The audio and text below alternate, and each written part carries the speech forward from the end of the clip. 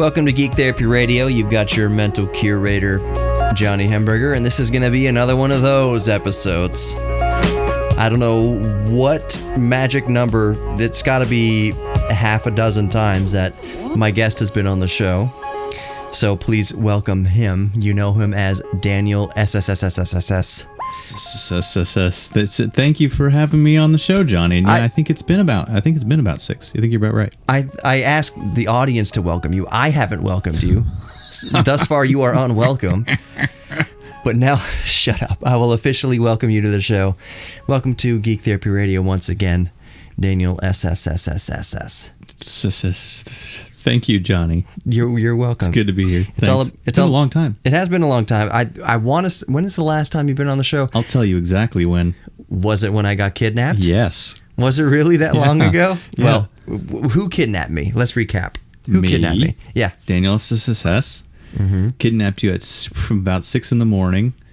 Got into your apartment. You came out naked, ready to fight, thinking you were getting robbed. Well, yeah, I wasn't expecting what was occurring in my life at the moment. So, and I'll tell you, oh man, I don't want to get too TMI here, but there's a reason why I sleep the way I do, because I figure it would throw off an intruder.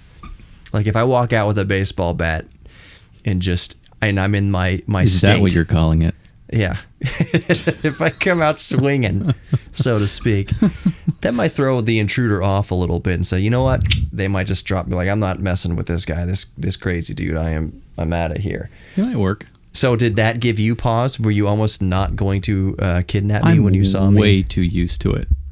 Okay. So no, it did not dissuade me from kidnapping you. We had a very solid plan and we followed through. We kidnapped you, took you to the airport, and we flew down to El Salvador, of all places. And we had a great time down there. And we recorded the show we had a little house on the beach. It was really cool, actually. And we recorded a show kind of on the terrace there overlooking the beach. Inebriated. Yeah, of course. So that show didn't air on the actual radio, but it was a podcast. And I will go searching through the past titles of around what year? That was 2019. So that would have been March 2019. Correct. So I'm going to scour back to save the listeners a little bit of trouble. It's an episode that people really shouldn't listen to because we were, how many 40s of Cerveza?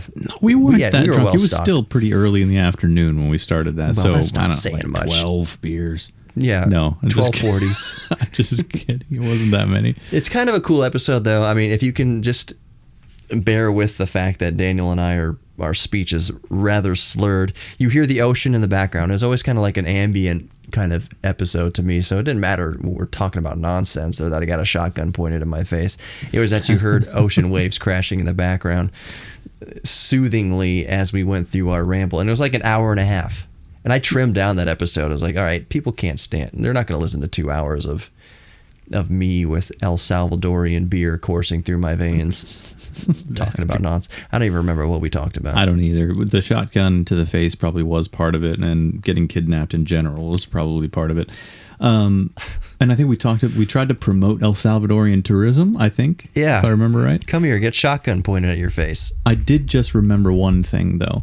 We just said that was the last time I was on your show, and that's not true.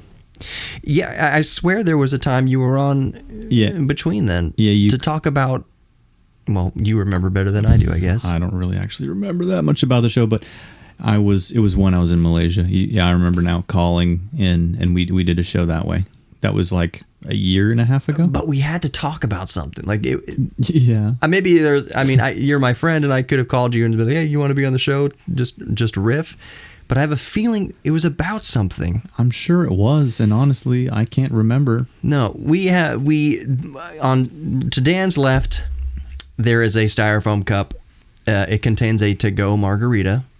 And to my right, there is also a styrofoam cup. It is a to-go margarita. Cheers, Dan. Welcome back to the United States. Cheers. We just to-go'd more than once.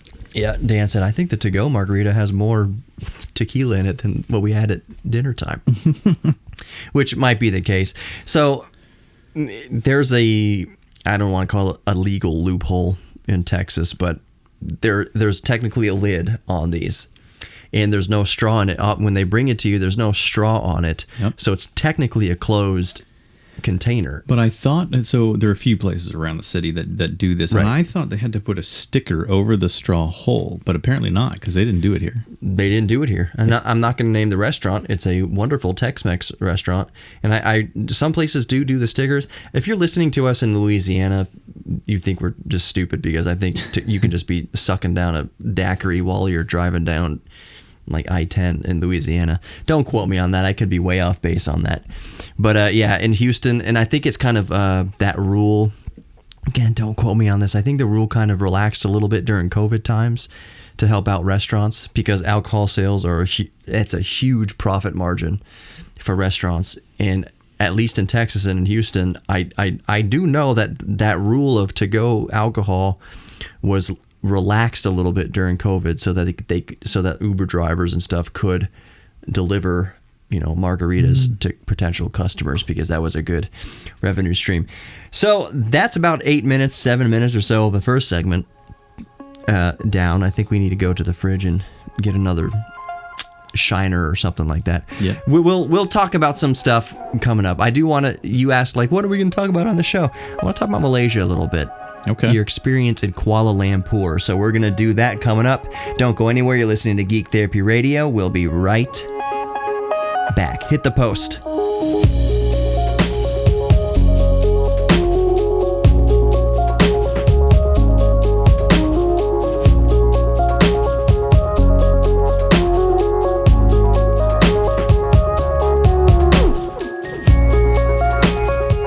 Welcome back to Geek Therapy Radio. You've got your mental curator, Johnny Hamburger. I do want to say real quick right now, because I know my audience is mixed, and maybe I should have said this earlier in the show. I've always said that my show is rated PG, and at times PG-13. So I don't want it to sound like, oh yeah, me and Dan have had margaritas. I'm not condoning that for underage people. I'm just covering my bases here. We are both in our unfortunate late 30s. So we are allowed to have a margarita, but I'm not saying if you're you get what I'm saying. All the legalese. So, what the heck? You asked me if I watched the Stanley Cup right before I went downstairs to grab another Shiner for both of us. Yeah. Not to share, 2 Shiners. And you know what? Honestly, I didn't, because once the Bruins are out of it, the playoffs, then I don't care. So who won the Stanley Cup? I think it was Florida. You asked me if I watched the Stanley Cup, I thought you had watched it. I was assuming you did. No, I've not watched it either. Yeah, it was 2 teams. It's like, I don't care about either of those teams. They don't have hockey in Malaysia. What time would you have to watch it? Because the games are, that's a good question. That's kind of a good experience to talk about in Malaysia. For those of you who don't know, Kuala Lumpur, Malaysia is the South Pacific. It's not the South Pacific, but it's Southeast Asia. But that's what I meant. Southeast Asia. Sorry, it's way down there. Just think of. It's a struggle to say. Think of Indonesia and all of those islands and Kuala Lumpur and that region of the world, because I don't think a whole ton of people listening right now can picture exactly where the country of Malaysia is. So Dan, tell us where Malaysia is in Kuala Lumpur. All right, so the Malay Peninsula, which is where the half of Malaysia is just south of Thailand, if that makes any sense, and Thailand is kind of south of China, so like southeast China, and then down to Thailand, and then to Malaysia. And Malaysia is divided into 2 parts. You got the Malay Peninsula, which is attached to the mainland of Asia, but then you also have the island of Borneo, which has 3 countries on the island, one of them being Indonesia, one of them being Malaysia, and one of them being Brunei, and Malaysia takes up about a fourth of that island, and that encompasses the country of Malaysia. And Kuala Lumpur is on the Malay Peninsula side. So the air conditioning just kicked on, and I'm probably going to... You know what? Podcasters, tell me right now, listeners, do you care that the air conditioning's on? No! Okay, it'll go off in... Thanks, that was so generous of them. Yeah, I know. Thank you, listeners. And if you're listening to AM radio, there's no freaking way you're going to be able to tell that the window AC unit just turned on. So if you're listening to it on the podcast, you can probably tell.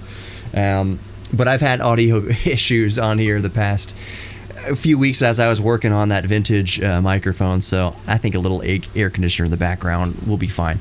Anyways, back to that part of the world. Just while I'm thinking about it, have you been to Indonesia? Once. Yeah, just for a How's day. that? For a day. Indonesia is a massive, massive country. It's hard to picture how big it really is. It's just spread Islands, out. yeah. It's spread out to a size almost the size of the United States. The land mass isn't that big. It's just spread over thousands of islands, and the size is almost the size of the United States. But I went there for a day. I flew over to Jakarta, that's the capital, did a meeting, and then flew back to Kuala Lumpur, and that was it. I always intended to go there a lot more because there's a lot to see. You got the Komodo dragons there, you got tons of islands, you got Bali, great beaches and stuff, but COVID stopped all that stuff. But yeah. Yeah, so my mom used to live in Indonesia. I think that you knew that. She even spoke a little, hold on, I'm trying to remember what the name of the language is in Indonesia. Oh gosh. Oh, I don't want to waste too much time here trying to recollect. Do you know what the language is? Bahasa?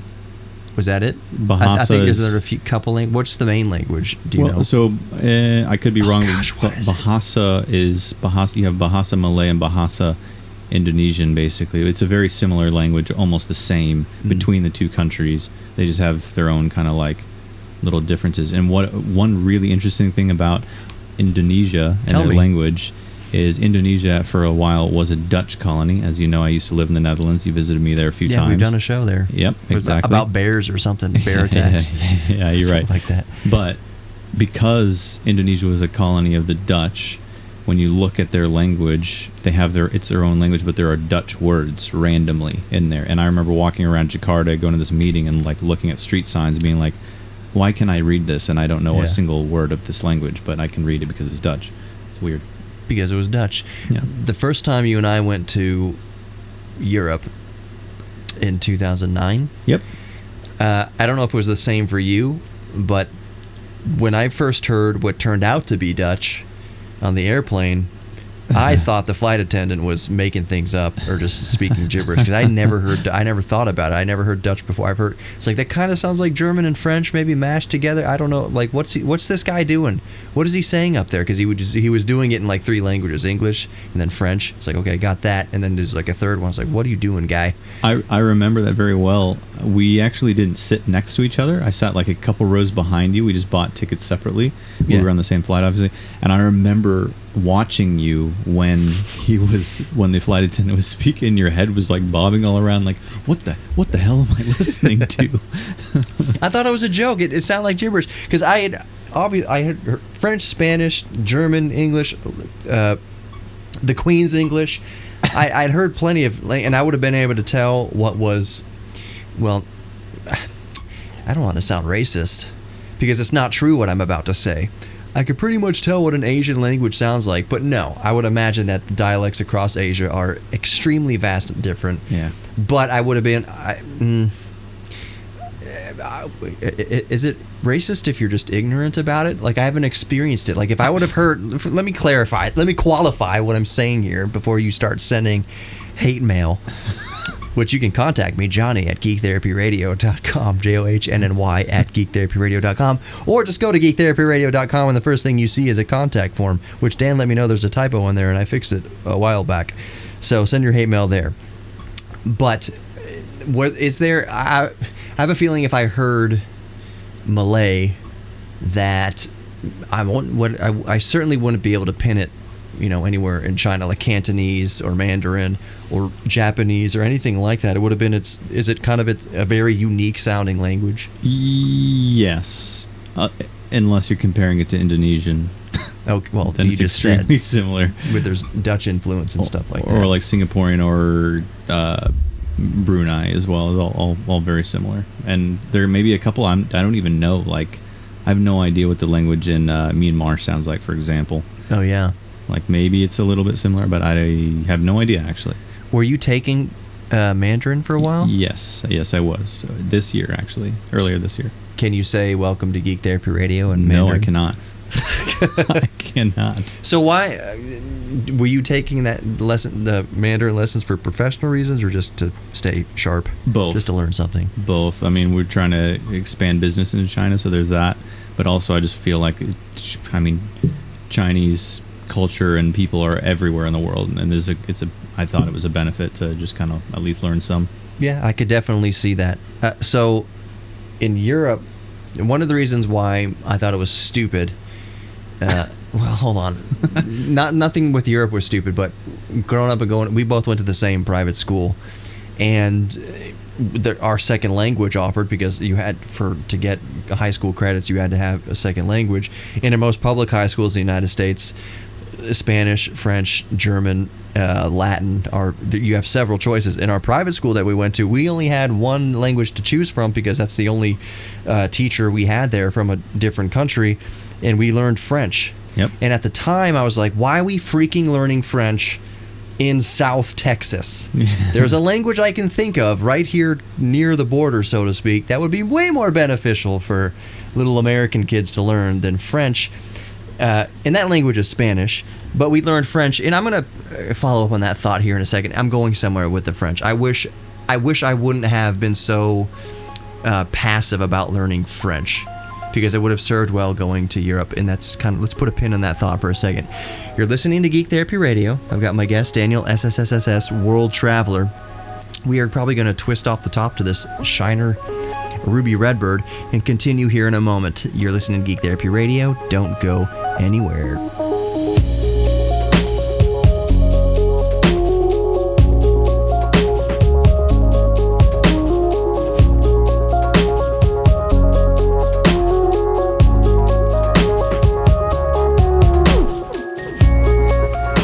I just looked over at my timer on the air conditioning, which is running off of my battery, by the way. We're in my home studio, which is completely solar powered.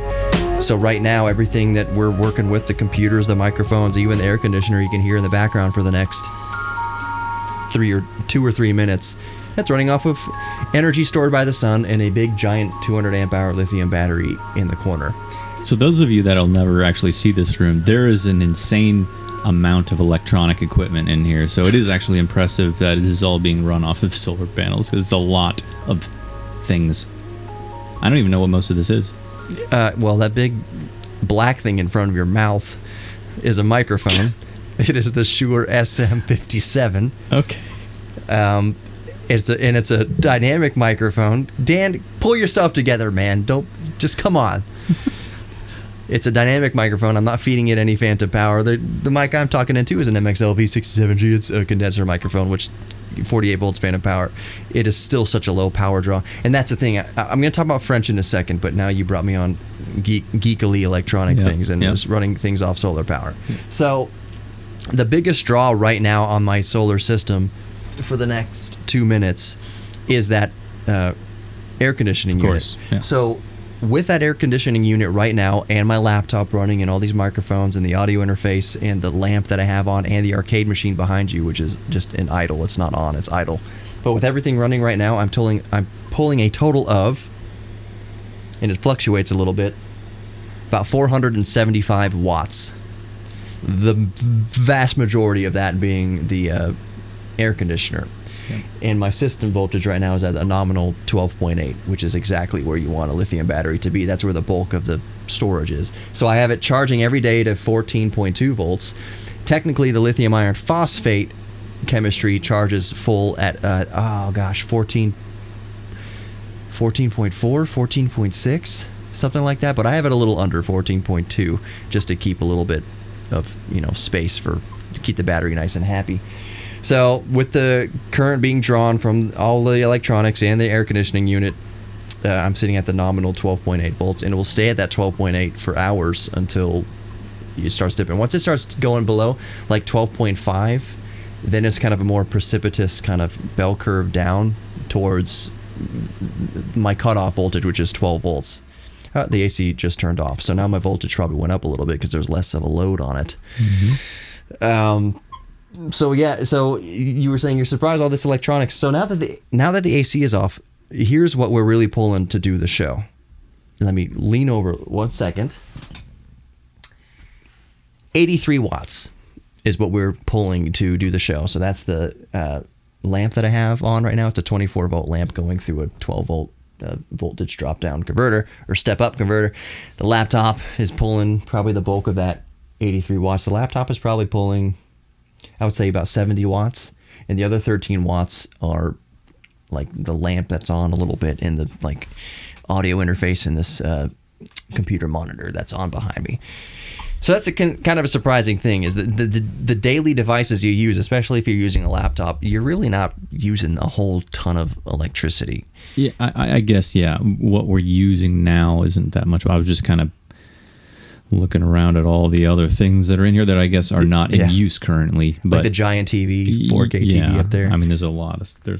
That giant TV pulls, I want to say when it's on at like normal brightness, like 150 watts, maybe even less than that. It's really not a ton.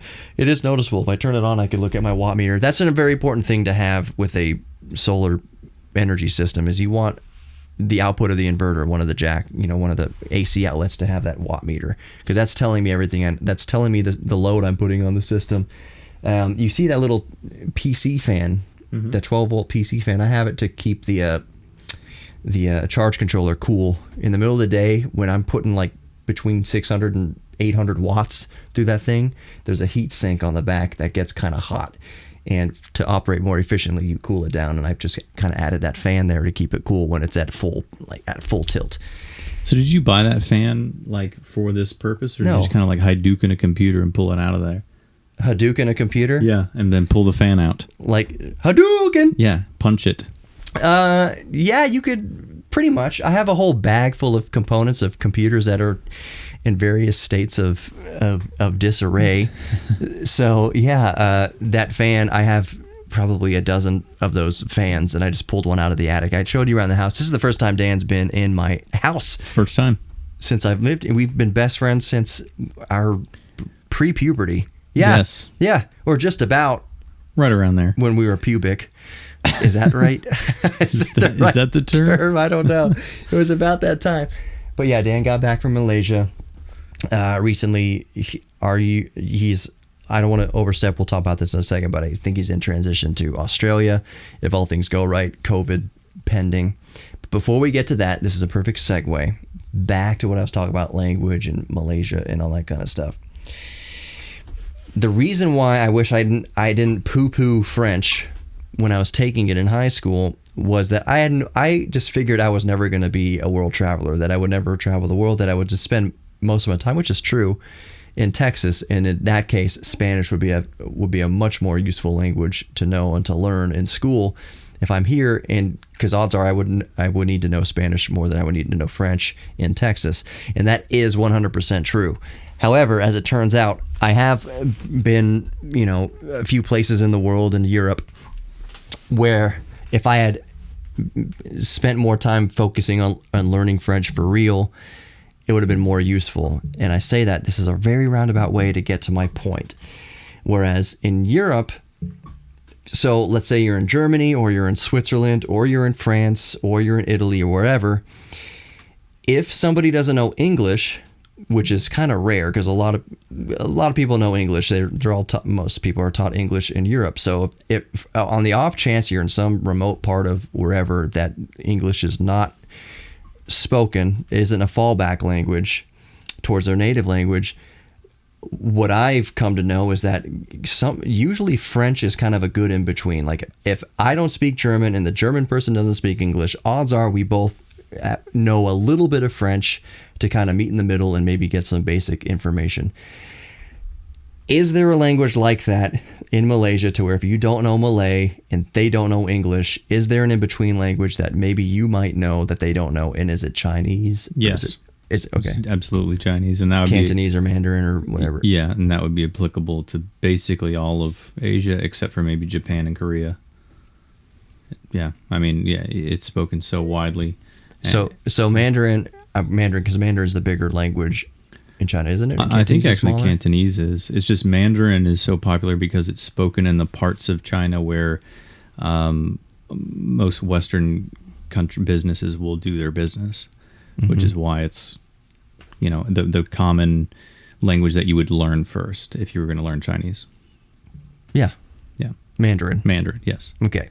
So Canton. But I think No, you answered the question. I was just kind of wondering where I might have learned that Mandarin was. and I could be wrong.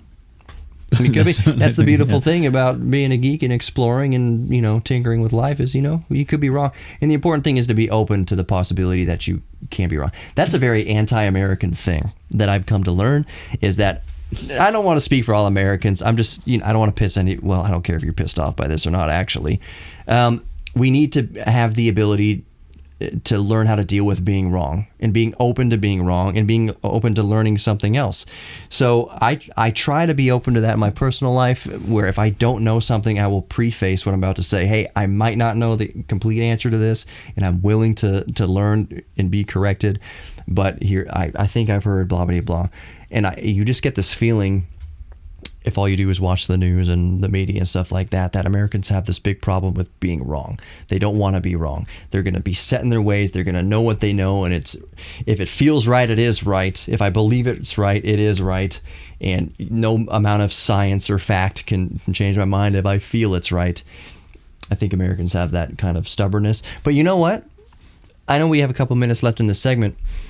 I don't want to paint Americans into this kind of corner of personality flaw, because I think anywhere you go in the world, you notice, maybe I might be speaking out of turn, but Dan, maybe you've noticed in the places you've lived around the world that every culture has its kind of unique, I don't want to call it flaw, but unique stubbornness. Is there any kind of unique stubbornness that you've noticed in Malay people besides driving?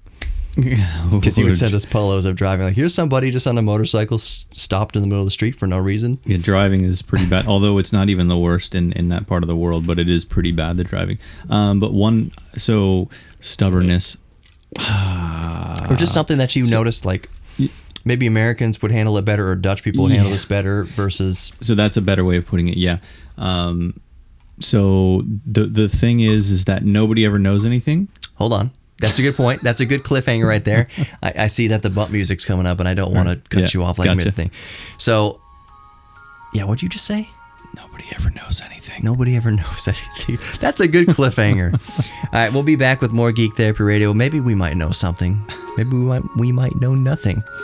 Either way, we're going to learn something here in the next few minutes in the last segment of Geek Therapy Radio. Thank you so much for listening. This is not the end of the show. I'm just trying to keep you here for the commercials if you're listening to the radio. If you're listening to the podcast, grab the podcast, subscribe to the podcast in your favorite podcast app. Don't go anywhere. Welcome back to Geek Therapy Radio. Hold on one second. All righty there. Shiner, Ruby Redbird. Cheers, Dan. Cheers. Okay, so we were talking about kind of personality, and I didn't want to call it flaws, but maybe stubbornness or things about, is it a stereotype? I don't know what you kind of call it, but things kind of generally that might be a little bit more pervasive in other cultures, because as Americans, we certainly know our American flaws, and certainly people who visit America or have dealt with Americans traveling abroad know that we are a certain way. But my point is that all cultures are a certain way that other cultures notice. And Dan was saying that Malay people don't know anything. Elaborate. Well, Malay. So, oh man, that's getting. If you're listening and you're Malay, this is called. You're not stupid. This is satire. We're just being kind of of off course. the cuff. But before I even go any further, Malay people. That's a whole complex thing, though, because you have Malay people, you have Malaysian people, and you have Chinese Malay, and you have Indian Malay. So that Malay, you really have to say Malaysian people, because it encompasses all the people that are citizens of the country, whereas Malay are a very specific type of people in that country. Anyway, so my thing is, as you heard before the break, was nobody ever knows anything, which is a very abrasive and kind of silly way of saying what I'm trying to say. And what I'm trying to say is, I guess, it here in America, in Europe, and Australia, and places that I've lived before, when you ask a shopkeeper or somebody that works at a restaurant, any business really, you ask them a question they don't know the answer to, they're going to work to figure it out, or they're going to direct you to somebody who knows the answer, or they're going to try and come up with a solution to help their customers. Right. In Malaysia, it's just either they're just going to blow you off, like I don't know, or they're going to make something up, or they're just going to lie to you. Like, it's just like, but owning admitting that they don't know is not a thing. So you're constantly trying to trying to gauge if the person you're talking to is actually telling you the truth, or they actually know what they're talking about. Yeah. And it's a constant struggle. And sometimes it's hilarious because you just know. It's like, I'm at this place and this guy is trained to take my order, and he's only trained to take the order of one item. Like, let's say it's coffee, right? Mm-hmm. So I'm ordering coffee. He knows how to make black coffee, and that's it. This is a silly example, but if I'm like, I want a latte, can you make a latte? He's just going to say yes, but then he's going to go just make black coffee. He's going to bring you black coffee. Yeah, and this is across the board. It's like this, and sometimes it's funny, and sometimes it's highly frustrating. In a professional setting, like if you're working with a client, a Malay client, and like, is this pipe about to explode? No. I wouldn't take it that far. Those are highly trained engineers and stuff. There's a certain level of education where it kind of cancels this out. But I'm just talking about like your daily interactions, right? And sometimes, and the funny thing is, they know that they do this. When I talk to my colleagues, they know that they're incorrect, or that they don't know. Yeah. But it's like maybe a prideful thing. I have no idea. Don't show that you're vulnerable. Whatever. It's hard to put your finger on, but I remember like joking around with some colleagues and being like we went to the sandwich shop, and it was like, can I get this in large and small? And he's like, how many do you want? But can I get it with this bread or this bread? That's $3. Okay, you just don't know the answer, so he's just going to dodge the question, Was he really busy? Were they really busy, or is just that's just the way things are? That's just the way it is. Yeah. The only example of that I can think of that I've experienced traveling abroad was when we had to deal with that, I'll say, beggar. They're gypsy. If you're listening in Europe, you know exactly what I'm talking about. And the way, not to get too sidetracked here, the way I have heard Northern Europeans talk about gypsy and Roma would make a racist redneck blush. The way they talk about beggars in Northern Europe. Not everybody. I'm not trying to paint a broad brush. I'm just saying I have heard racism in the United States, and then I heard casual racism in Northern Europe, and I was like, holy crap, you could give a clinic. You could give a class to like the sort of deep South racism in the United States. It's like patty cake compared to what I have heard. I'm not painting everything, and we can. That's a whole nother show, but we were asking that lady in, was it France? It was Paris. Yeah. In Paris for directions to the train station. We were going to Paris Nord or whatever that train station was, and you had already picked up on the fact that she wasn't giving us accurate information. She was telling us whatever she needed to say to get a couple of euro or something from us. So you asked, is the train station this way? And she said yes with her hands out. And then you had the coin or whatever, and then you like, is it that way? And you pointed the complete opposite direction. She said yes. I think we wound up giving her a euro anyways, just to be nice. But yeah, people, and that's an extremely different situation. That person was, well, if you're listening in Europe, you might not think so, but who knows how truthful her life situation might be. She wanted the euro. She wanted the €2 thing, whatever we had. So she was just trying to like say what she needed to say to get that help, if you want to call it help, depending who you ask. So I can kind of relate to that Malay way of life, but that's a unique. The AC turned back on. But that was a unique part of the population, that the beggar in Paris versus, I feel, if you asked a Parisian in perfect fluent French where the train station is, they would tell you it's right here. I mean, versus if you ask Malay, where's the train station, like up. This exact situation happened to us. We were going to a soccer game at the stadium. Football for the rest of you in the world. Yeah. we were looking for our seats in the whole chair, like the seating system and numbering didn't make any sense.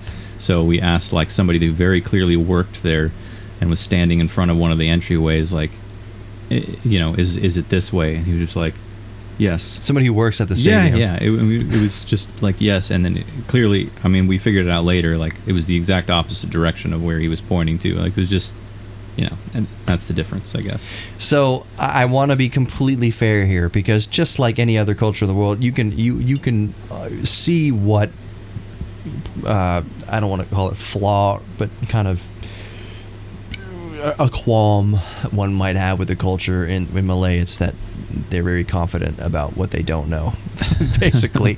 But what is one of the best qualities you've learned about Malaysia and Malaysian people? So I'd really have to say two things. So despite like sometimes just not knowing what's going on, and which is kind of the beauty, it's just chaos. It's like a nice, fun, chaotic environment. Is the people are genuinely very nice. They're just very nice people, and it's not that they don't want to help you; they just don't necessarily know how. Yeah. And I found them to be very friendly and very nice, and the food culture is fantastic there. Once COVID is kind of over, I'd encourage anybody to go there. You got such a wide variety of food. They do Western food really well, and then of course all Asian food is just incredible. But the people are really nice, and you'd have a great time if you went there. As we start wrapping up here, and it's kind of unique to ask you this since you are a dual citizenship American, but you spent a lot of time in the United States. You got to know our culture very well, and I hesitate to ask if you experience culture shock where you go now, or you just kind of like you roll with everything because you know where you're going to go is going to be different. But what was one of the biggest culture shocks, do you think, if you can think of one, from Malaysia versus the Netherlands, or even the United States even? Culture shock for Malaysia. I really can't think of anything that really shocked me. I mean, I pretty much I liked it from the first time I went there. Awesome. Well, that's going to do it for the show. You are worthy of love. Listening, yes, you too, Dan. You're worthy of love. You're worthy of giving love, receiving love, and you're worthy of your own self-respect. Thanks for listening. See you next time.